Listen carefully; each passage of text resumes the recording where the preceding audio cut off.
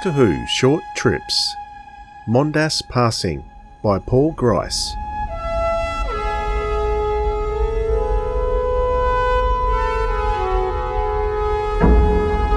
Read by Dwayne Bunny.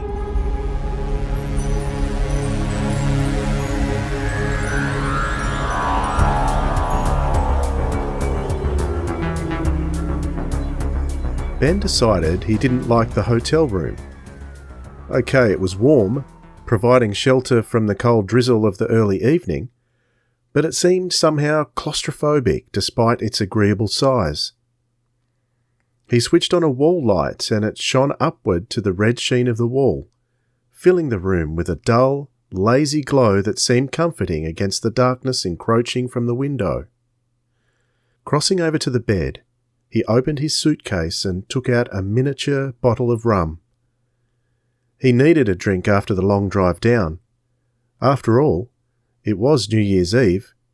New Year's Eve, 1986. He couldn't believe how quickly the year had gone, moving inexorably towards December, the time it had all happened, or rather would happen.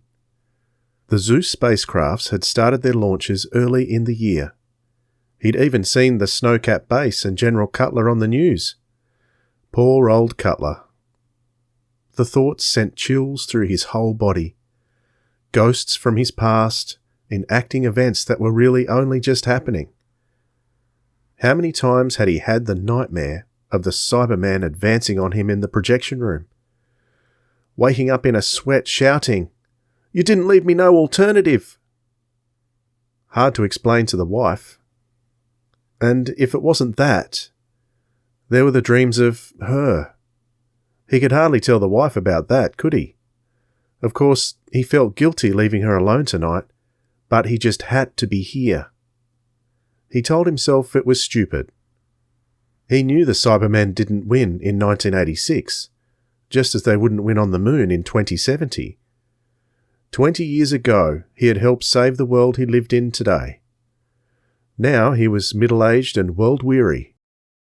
His eyes had lost a lot of their cocky self-assurance, and his expression now constantly seemed somehow troubled or slightly hurt. God, he wanted his youth back. Wanted her. Somewhere at the South Pole around now they were together, and he ached for that time. He couldn't be sure exactly when it was. He remembered only that the calendar had said December 1986. But there had been no mention of a 10th planet lately, no reports of any energy drains, so it couldn't have happened yet. Unless it had been covered up. Yeah, maybe.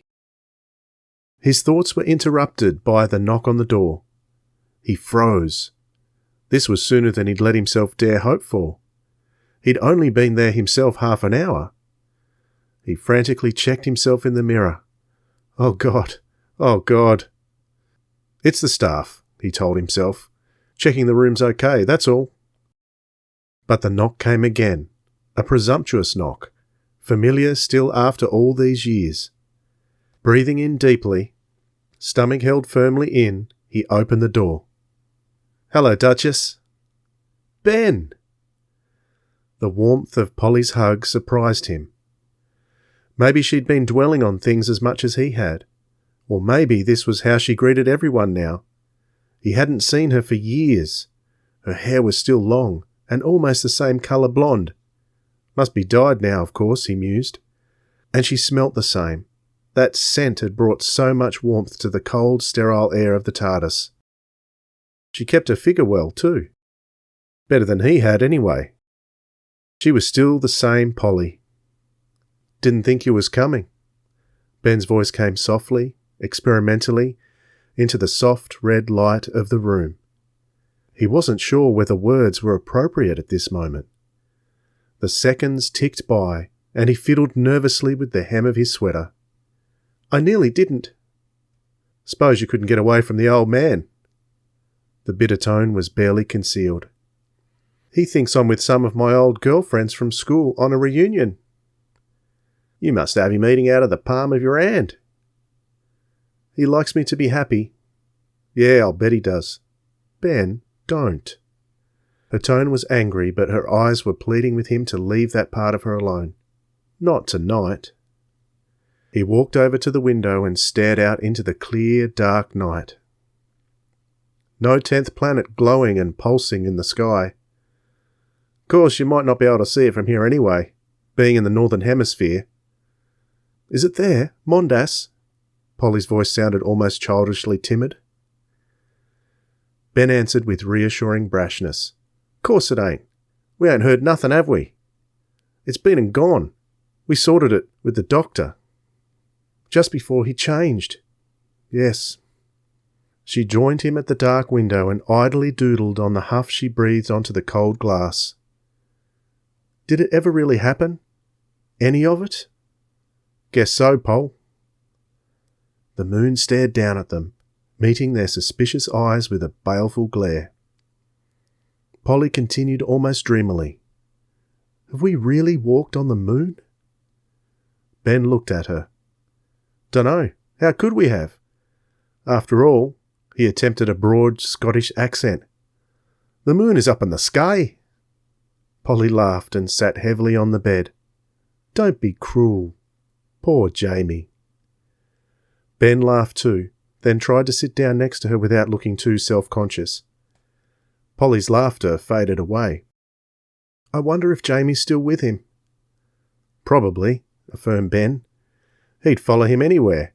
He's stupid enough. Oh, Ben, he was nice. Yeah, he was a good bloke. Wonder how the doctor is. Wonder what he looks like now. Ben grinned.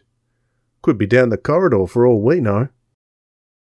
The evening passed. Reminiscences of narrow escapes, of lost Atlantis and Culloden, of roundheads and Salatians, of giant crabs and Daleks seemed to strengthen the bond between them that had been broken for so long. In the background they could hear pumping dance music from the floor below. The laughter and chatter of hundreds of guests, blissfully unaware of the danger their world might be in, living purely for the moment, floated up. It comforted them both when there were lulls in the conversation, reassurance that everything outside was all right, at least for tonight. They jumped as Ben's watch alarm abruptly sounded. Midnight. Polly answered him with startled eyes. Midnight. A mighty cheer battered at them from beneath the floorboards and from down the corridor. Adios, 1986, said Ben, smiling. We made it. Polly looked at him strangely. Yes, we did. He moved closer. At that moment there was a sudden noise, something slamming itself against the door. Ben froze. Polly jumped. It was his wife.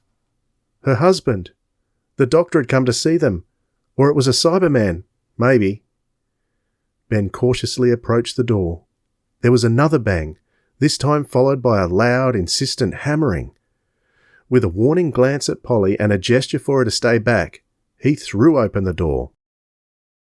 Polly found herself giggling as Ben reeled under the weight of the drunken man who fell into his arms. Wrong room, mate. You want down the hall. Here, you all right? You've had a right skinful. The man's attempts at a reply died away into incoherence. Ben steered him out of the room, struggling a little under his weight, then turned to face the right way and shut the door. Looking at Polly, he was disconcerted to see the wide grin on her face. All the nice boys love a sailor, she giggled. Ben looked down at the floor. He felt foolish. He tried to move towards her again, but he knew that the moment had passed. The intensity between them had faded with the old year. He tried anyway. Duchess. It's over, Ben. It's the past. She smiled a little sadly. We've only just saved the day out there at the South Pole, haven't we? We can't do it again now, not 20 years later. She picked up her bag from the bed and moved silently across the room. You're going? She nodded. We can look forwards now. Will I see you? Polly shook her head and opened the door. The noise of the partygoers flooded in, as if to emphasize the silence that had deadened the room. Pausing in the doorway, she turned to face him. "Somewhere out there, Ben, we're still together, still having those narrow escapes." He nodded dumbly. "And Ben?" He looked up from the floor and into her eyes as she spoke. "None of these escapes was any more difficult than this one." As the door clicked shut behind her, Ben walked back to the window. "What a bleedin' melodrama," he muttered. "The missus would be in floods if this was a film." The moon was still staring down, white and aloof. "Don't look so cocky, mate. I've walked all over you." He forced a smile and reflected on the evening, on Polly, on the passing of his fears. Ahead of him now was a new year, together with all the promise it sought. Suddenly he felt very tired. It was only just gone midnight and he was tired. He grimaced. "I must be getting old." He closed his eyes. "See you in 2070, Duchess."